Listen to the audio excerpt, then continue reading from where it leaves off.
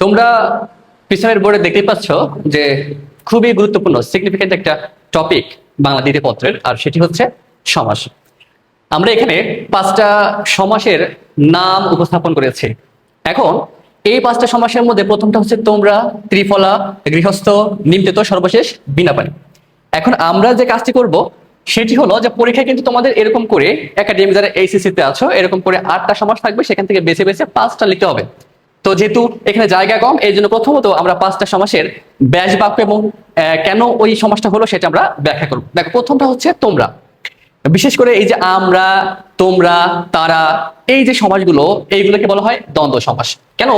এর মধ্যে 2 বা ততোধিক ব্যক্তির উপস্থাপন আমরা দেখতে পাচ্ছি। যেমন তোমরাকে যদি আমরা ব্যাস বাক্য করি তাহলে সেটা দাঁড়ায় সে ও তুমি। সে ও তুমি কি দাঁড়ায়? সে ও তুমি, অর্থাৎ সে ও তুমি মিলে হয় তোমরা। আমরা জানি যে পূর্বপদ পরপদ যদি উভয়ই প্রধান হয়, ব্যাস বাক্যে যদি ও থাকে, তাহলে সেই ক্ষেত্রে আমরা বলবো এটা হলো দ্বন্দ্ব সমাস। এবং অবশ্যই দ্বন্দ্ব যে বানানটা দয়ব, দন্ত নয় দয়ব, এটা কিন্তু অবশ্যই তোমরা খেয়াল করো। অনেক সময় দেখা যায় যে দয়ব দন্ত নয় ধ দিয়ে দাও বা ব ফলাটা দাও না, এটা অবশ্যই খেয়াল রাখবা। তাহলে এই যে তোমরা, এটা কি সমাস? দ্বন্দ্ব সমাস। আর ব্যাস বাক্য কি হবে? সে ও তুমি। আর দ্বন্দ্ব সমাসের বৈশিষ্ট্য যে সমাসের পূর্বপদ পরপদ দুটাই প্রধান এবং ব্যাস বাক্য বা ভাঙলে পরে কি হয়? ও আর এবং এই যোজকগুলো আসে, বিশেষ করে ওটা বেশি হয়। দেখো, আমাদের পরের প্রশ্নটি হচ্ছে ত্রিফলা। দেখো, এখানে যদি আমরা 2টা অংশে ভাগ করি, ত্রি একটা অংশ আর ফলা একটা অংশ। এখন আমরা জানি এই ত্রি মানে হচ্ছে 3। যে সমাসের পূর্বপদে সংখ্যাবাচক এবং পরপদ একটা নাউন থাকে বা বিশেষ্য থাকে, এবং এই দুইটার ব্যাস বাক্য যখন আমরা করব তখন মাঝখানে একটা সমাহার কথাটি আসে, এরকম যদি হয় তাহলে সেই বৈশিষ্ট্য অনুযায়ী সেই সমাসটাকে আমরা বলবো দ্বিগু সমাস। তাহলে ত্রিফলা সব থেকে ভালো হয় এই ত্রি কথাটা লিখে, এই ত্রি শব্দের অর্থ কি? 3, ব্র্যাকেটের মধ্যে লিখতে পারো 3 ফলের সমাহার। 3 ফলের সমাহার, সমাহার, অর্থাৎ সমাহার বা সমষ্টিযুক্ত ব্যাস বাক্য থাকলে সেটাকে আমরা কি বলবো?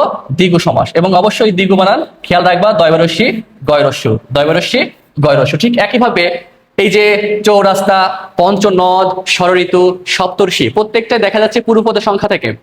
এরকম সংখ্যা যুক্ত সমাসকে আমরা দ্বিগু সমাস বলবো, এবং অবশ্যই ব্যাস বাক্যে সমাহার থাকতে হবে। এবং এই দ্বিগু সমাস হচ্ছে পরপদ প্রধান। যেমন দ্বন্দ্ব সমাসে পূর্বপদ পরপদ দুইটাই প্রধান, কিন্তু এইটাতে শুধুই ফলটাই প্রধান। ত্রিফলা মানে কি? যেখানে আমলকি, হরিতকি, বহেরা, এই 3টা ফলের সমন্বয় এক করলে সেটাকে আমরা বলি ত্রিফলা। 3টা মুখ্য না, মুখ্যটা হচ্ছে ফল, যেখানে 3টা ফলের সমন্বয় আছে।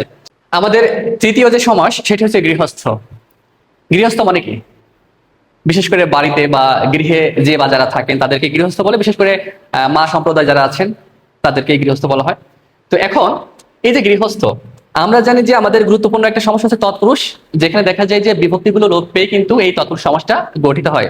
কিন্তু তৎপুরুষ সমাসে বিভক্তি লোপ পাওয়া ছাড়াও আরো 3টা ব্যতিক্রমী নিয়ম আছে বা পন্থা আছে। তার মধ্যে একটা হচ্ছে উপপদ তৎপুরুষ, একটা হচ্ছে অলুক তৎপুরুষ, আর একটা হচ্ছে নং বা নয় তৎপুরুষ, যেখানে কোনো বিভক্তি লোপ পায় না বা বিভক্তির বিষয় থাকে না। তার মধ্যে একটা হচ্ছে গৃহস্থ।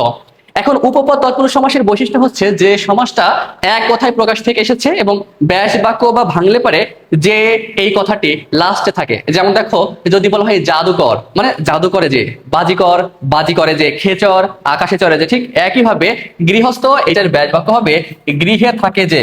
কি হবে? গৃহে থাকে যে, গৃহে